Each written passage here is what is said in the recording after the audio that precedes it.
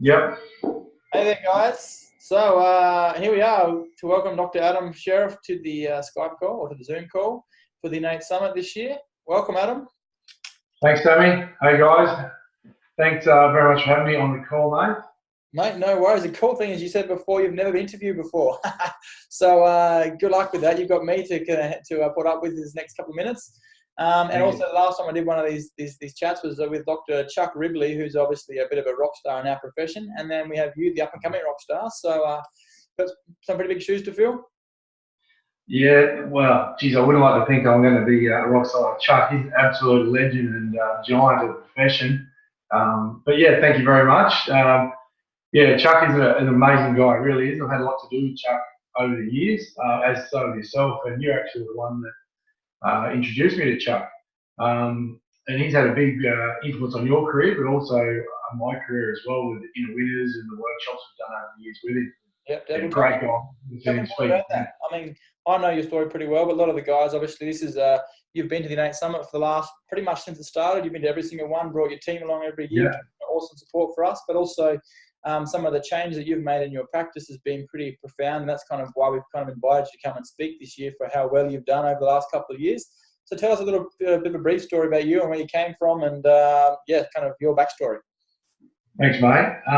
Well, I guess it first started my exposure to holistic chiropractic or chiropractic more than mechanistic sort of style was really meeting you at uni. You and I went to university together. Obviously, those that don't know, we're pretty good mates throughout uni. I came from. I got you through, right? I supported you through the university career. Yeah, you wish. There's a few stories there, but won't go into that. Yeah, but I came from a little country town in Tasmania. I'd only been exposed to really one, maybe two different chiropractors. That was really late in my life, quite late just before uni. So yeah, coming to university, you obviously had a big background in vitalistic chiropractic, wellness chiropractic, I guess we've been called at the time. And I keep remembering you talking about all these different things that I guess your brother was doing. Simon at the time was doing amazing cases, amazing stories that he was getting through the power of the adjustment.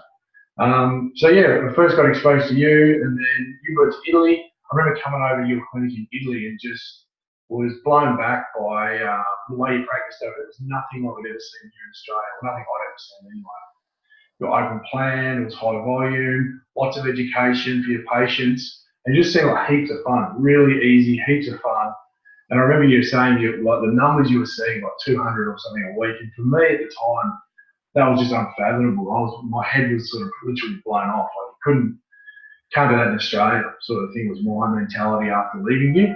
And going back and talking to my wife about it, so this is crazy. I don't know how Sammy's doing it. It must be some crazy Italian whacked out European thing he's doing. Some of those dictogs and stuff they wear over there, that's crazy, just a crazy European thing. Anyway, so yeah, years later you bring out Chuck, did the Innate Summit, the Inner Winners program with Chuck and Jane Kathy Hant. We had 3 or 4 of those.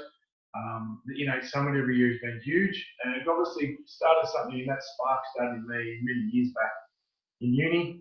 It got fueled, I guess, by coming to see you in Italy. And then after doing a couple of the inner winners, getting exposed to Mark Hudson as well, I really got passionate about changing my clinic. Like it just got to the point it was way too stressful. So I brought into a lovely practice where I've been working for a little while, but it was at the point it was really stressful. We had like 4 chiros. Where is that? Where was your practice? So yeah, that's in Langwarrin in Victoria. So I moved over to Langwarrin, Victoria. Langwarrin. Langy, yeah, Langy. Very close to Frankston. Other side of the coast, come over to the Geelong side. This is kind of the cool side of the bay. You're on that kind of primitive side. That's fine. We'll kind of cross that bridge when we come to it. Keep going. All right. I'll let you have that. Fair enough. So yeah, I got a lovely practice in Langwarrin I bought into. I was business partners with Carl Rash many years, and he set up an awesome, I guess, what you call the wellbeing clinic or a multi-practitioner, multimodal clinic, which was and hugely successful at the time, and what I guess was the Australian paradigm of chiropractic at the time. Like they had a lot of practitioners, had a lot of staff, and for me, I sort of got this exposure to what you were doing. It seemed like it was so much more easy, so much more fun, way less stress. And we were managing all these different staff members, all these different practitioners, all these other chiropractors. It just seemed way too easy what you were doing. So But yeah, explore it. I know your story, but you kind of had quite a few practitioners. From my memory, you said you had 4 or 5 chiros on. You had some other. Yeah. What was the kind of main vibe you had there? Yeah, we had 4 chiros. I think we had then we had 10 other stuff like practitioners, like massage guys, my therapists, naturopaths, counsellors, basically any tutors, everything you can think of we had. Yeah. Which was great, but it was super stressful managing all those guys. So it didn't start. So I remember. So you say then that a lot of your time then was diverted into actually managing people rather than just taking care of clients. yeah, like wow, we're doing like 20 hours to 30 hours a week adjusting personally, and then I reckon we spend easily 10 hours plus a week managing or micromanaging all the practitioners and stuff, which was, yeah, heaps of stress, as you can imagine. So, yeah, I got interested in this vitalistic chiropractic, the different ways of helping as many people as you can, but doing it with far less stress and way more fun. So, did the coaching with Mark Hudson, and Carl and I both did the coaching with Mark, and decided we needed to transform our clinic and make some changes in our clinic to start to make practice fun again, I guess, and that's where it all started. Well, look, I want to say hats off to you, but obviously I know you for probably 12 years now, 13 years now, and then seeing your journey, maybe having a few beers with you initially, and you were like, you're in your kind of deer in the headlights about what we were doing, and for me it was just quite normal. And then you really grabbed the bull by the horns and like, Sam, I'm keen to find out more about this. And that would have been maybe 9 years ago now. And then the journey you've gone through, which I've been part of, close to the seminars you've done and that kind of stuff. And I know you're pretty humble, but I know that it wouldn't have been easy along the way. There would have been some big changes, and maybe, as I said, going from closed room to open plan, education, workshops, you're not kind of the most, you've never really loved to kind of be in front of crowds, but the fact you're doing healthcare classes now, like what's the transition been like for you in those challenges? Yeah, it definitely hasn't been easy. It was hard, it was stressful, but yeah, we remained passionate, remained, I guess, on the prize, if you want to think of it that way. Had great support from Mark, our coach, but also great support from our good mates as well, himself and other chiros we were doing the coaching with. But yeah, we went from closed room, I think we had like 6 chiro rooms, to basically knocking all the walls down and having an open adjusting room with 6 tables in there. Took out the high caps machine. We were, I guess, a clinic that I thought was really dependent, or our lifeline was the high caps and the private health insurance. We get to that sort of time of the year every year where people, their health insurance has run out. They go, oh, I'll come back when my health insurance kicks in again, that sort of stuff. And even that was really frustrating. I remember being in a practice where that was happening a lot. So that was, yeah, a big transition, taking that out, doing the mandatory pre-care classes before people could start as a new patient, so that we can educate people on chiropractic and what we can do to help them, but also what they need to do themselves. That was a huge step for us to go from not ever doing your classes or workshops to actually making it you have to come to one now to sort of get into the care and get the best results you can. That was, yeah, damn, it was stressful. It was huge, but at the end of the day, like now, 12 months later, 12 to 24 months later, since knocking down the walls, starting to make all those huge changes at once, like the actual practice has grown. There's only me now. Carl's now, he's semi-retired, which is fantastic for him. But now we're seeing, like myself, the only chiropractor, seeing similar numbers to what we were with the 4 chiropractors here, but with way less time and way less stress, which is heaps of fun. So I can spend heaps more time with my beautiful family and relaxing and enjoying the good side of the peninsula around here in Mornington. It's wicked. Yeah, the mediocre side of the peninsula. Yeah, well done. For you non-Victorians, there's a big bay here in Victoria. They have Melbourne's in the middle. We have the Geelong, the better side, Geelong, Torquay, the beautiful beaches. And then they have the other side, which is where he's from. But anyway, we'll get that when we cross that bridge. Anyway, you're very humble, but I'm going to kind of break the points down. I know the story pretty well as well. So we say a couple of years ago, you had 4 chiropractors working for you, and you would have yourself, I'm going to throw some numbers out there. I would assume you're seeing about 110, 120 clients a week about, 4 years ago? Yeah, I think at the time would have been the busiest, or myself and Carl were the busiest chiros in the clinic, and I think we were seeing, the most I'd ever seen was about 160 a week. So on average, about 130, 120 a week. Carl's the same, and a couple other chiropractors who were seeing far less than that. So combined of about 350, maybe 400 a week would have been our average weekly combined total. And I'm guessing that would have been obviously paying associate rates and for wages and percentages and that kind of stuff. So the bottom line would have been affected. So effectively, you personally were seeing about 140, 50 a week. And then over the changes you've gone through of the stress of changing the stuff and modifying a few things, increasing the education levels. Have you increased your hours, or your hours gone up or down, you personally? Oh, definitely got up. Yeah. So I'm saying the same now, basically. So no, your number of hours in practice. Oh, my hours. Sorry.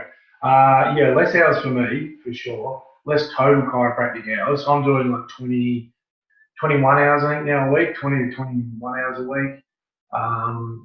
And then now I'm seeing like 300 to 350 a week. So some more 350, but on average about 300 to 350 a week. And that's average. Really cool. You really are, like, it's awesome for us to have you at the Innate Summit and to have you speaking this year, only because a lot of people said to us, yeah, but Sam, you have a lot of European speakers or American speakers, and there's not very many Australian speakers. But when we came back here, it's just so cool to see that we live this hostile environment, which I've heard about a lot here in Australia. But I mean, you come in what is apparently meant to be the hostilest of environments, and you've kind of gone from you personally seeing 150 to 120 a week in what is very common in multidisciplinary practice, into now seeing 350 by yourself. A lot less overheads and a lot less change, and it's totally feasible and doable. And that, would you believe, is it kind of, are you becoming more vitalistic, less vitalistic? Definitely more vitalistic. And it's, but even though I say it was a stressful process, there's nothing that anyone else couldn't do, you know what I mean? I'm not you know me personally, I'm definitely not that special, I'm not that different or anything special about the techniques I do or anything like that makes it. I can't agree with more. I'm surprised you can even put your jocks on most mornings, mate. So I'm blown away by the fact you've managed to be able to do that. So really good effort. I don't want to have this thing going for too long. So I just want to, I'm loving the fact what you've done. It's so exciting. I think you're going to be a massive asset to the Innate Summit lineup this year, and telling your story in more depth. And it's also to kind of give some Australian chiros some proof that it's possible to do those kind of things if they want that. You know, your dream practice was what you're doing, and it might be to work less hours or see more people, make more money, or even have less stress in life. So I'm well done to you, kind of achieving your practice goals. The last thing I want to probably ask you is, before giving too much of your talk away, we did a survey a little while ago to a lot of the Australian chiros and asked what they want to see at the Innate Summit, and there's pretty much been a landslide event of people saying they want more information around how to get more new clients, how to keep them longer, so the retention, and also how to communicate the message. That's kind of the three major things, as well as philosophy, that people want from the Innate Summit. In your talk that you're going to be doing, can you see any of your talk kind of helping cover some of those areas? Oh, definitely. I guess my talks are primarily on the transition from our practice being the old style practice we had to now being this vitalistic, high volume practice.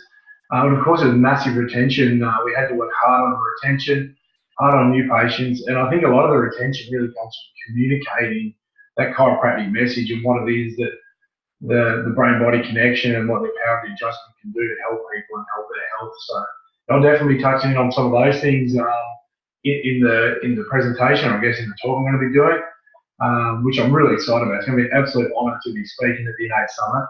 Slightly crapping myself, but it's going to be a massive honour as well. I actually am excited about that. When I first heard that you're going to be some of the tips or some of the things that I guess that I didn't do well in that transition that I highly suggest you don't do, and some of the stuff that worked really, really well, and how we retained a lot of our patients, the old ones, as well as getting a new stream of patients come flowing through as well, which would be cool. Yeah, that's awesome. I mean, I was trying to butt in then, but that's what I do. I'm pretty good at butting in. But I was trying to say, when I first asked you to speak, I remember seeing your face. You're like, you want me to do what? So you're extremely awesome guy. You're very humble, and I'm excited about hearing your message this year. So thanks very much, mate. And I look forward to seeing you on stage on the 3rd and 4th of August this year. Excellent. Look forward to it. Can't wait to see you guys all there. Excellent. See you guys, and look forward to next week, and we're doing someone else next week as well, one of our awesome speakers. So stay tuned, and bye for now.